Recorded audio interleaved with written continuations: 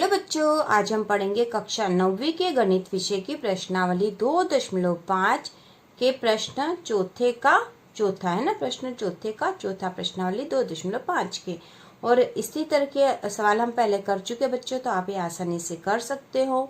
यदि आपने वो वीडियो नहीं देखा हो तो चैनल के प्लेलिस्ट में जाकर देख सकते हो। तो चलो बच्चों शुरू करते हैं। तो यहाँ जो सवाल दे रखा है 3a ऋण 7b ऋण c का वर्ग, और प्रश्न यह है कि उपयुक्त सर्वसमीकाओं का प्रयोग करके निम्नलिखित में से प्रत्येक का प्रसार कीजिए। तो हमें इसका प्रसार करना है। तो हमने जो पहले के सवाल करे थे उसमें जो सर्वसमीका लगाई थी बच्चों, वो आपको पता होगी कौन सी है और क्या उस सर्वसमीका का हम यहाँ प्रयोग कर सकते हैं। तो सर्वसमीका थी x धन y धन z का वर्ग बराबर x का वर्ग धन y का वर्ग धन z का वर्ग धन 2xy धन 2yz धन 2zx, इन सब के बीच में गुणा बच्चों। तो यह सर्वसमीका थी और इस सर्वसमीका का हम यहाँ प्रयोग कर सकते हैं क्या बच्चों। यहाँ पे वर्ग तो है ना, तीनों है और वर्ग तो है यहाँ पर। तो हम इसे किस तरह से लिख सकते हैं कि इस सर्वसमीका को इस पर लगा पाए। तो देखो बच्चों, यह जो बहुपद है इसको हम ऐसे भी लिख सकते हैं क्या, 3a धन ऋण का 7b है ना बच्चों, और धन ऋण का c और इस पूरे का वर्ग।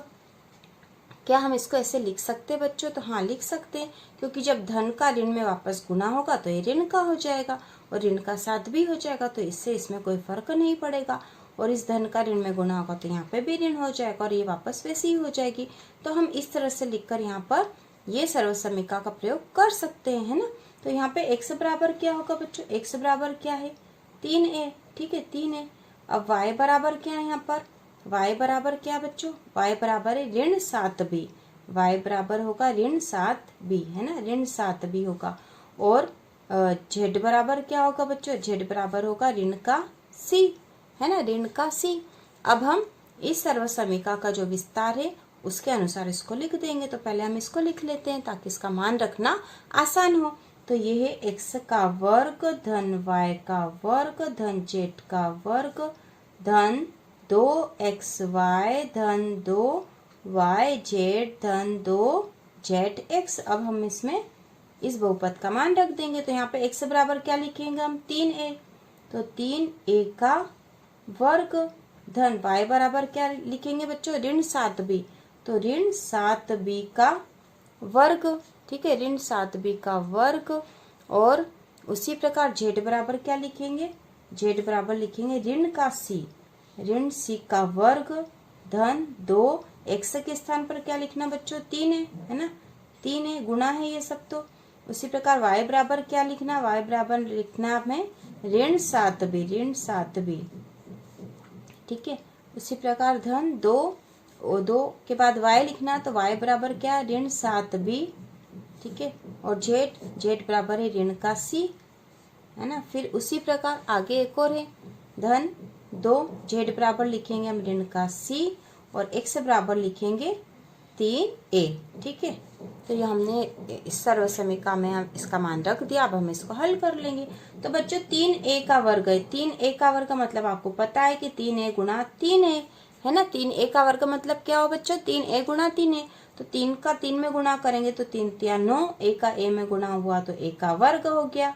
धन ऋण 7b का वर्ग मतलब ऋण 7b में ऋण 7b का गुणा है ना। तो पहले चिन्हों का गुणा करेंगे, तो ऋण का ऋण में गुणा करेंगे तो धन हो जाएगा, ऋण का ऋण में गुणा होगा तो धन होगा। उसी प्रकार 7 का 7 में गुणा हुआ तो 7 7 49 हो गए, 49 और b का वर्ग। फिर देखो बच्चों, अब यहाँ पे धन के बाद ऋण c का वर्ग है, तो ऋण c गुणा ऋण c है ना। तो ऋण का ऋण में गुणा हुआ तो धन हो गया और c का c में हुआ तो c का वर्ग, तो धन c का वर्ग धन। अब 2 ऐसे ही लिख देते, पहले हम इन दोनों का गुणा कर लेते ताकि हमको समझना आसान हो जाए। तो 2 गुणा 3a में ऋण 7b का गुणा करेंगे तो क्या आएगा बच्चों, ये तो 3a धन का है ना, ये धन का है, इस धन का ऋण में गुणा होगा तो ऋण आएगा ऋण, और 3 का 7 में हुआ तो 3 7 तो 21 और ए बी है ना, ए बी दोनों आ जाएंगे। ठीक है, उसी प्रकार धन 2 के बाद पहले इन दोनों का गुणा कर ले, तो ये ऋण का और ये भी ऋण का ऋण में गुणा होगा तो धन हो गया, है ना। धन लिखने की आवश्यकता नहीं थी, नहीं लिखोगे तो भी चल जाएगा। और 7 का यहाँ पे कुछ नहीं, मतलब 1 है, 7 का 1 में गुणा करो तो 7 ही आया, और क्या आ जाएगा BC। उसी प्रकार जो आखिरी वाला हमारे पास बच्चा है धन 2 ऋण C का 3A में गुणा करेंगे तो क्या हो जाएगा बच्चों, ऋण, और ये धन का है तो ऋण का होगा ना, ऋण का धन में गुणा करा तो ऋण आया। ठीक है, असमान का गुणा होगा तो ऋण ही आएगा, और C का 3A में गुणा करा तो 3AC। ठीक है, 3AC या 3CA भी लिख सकते हैं।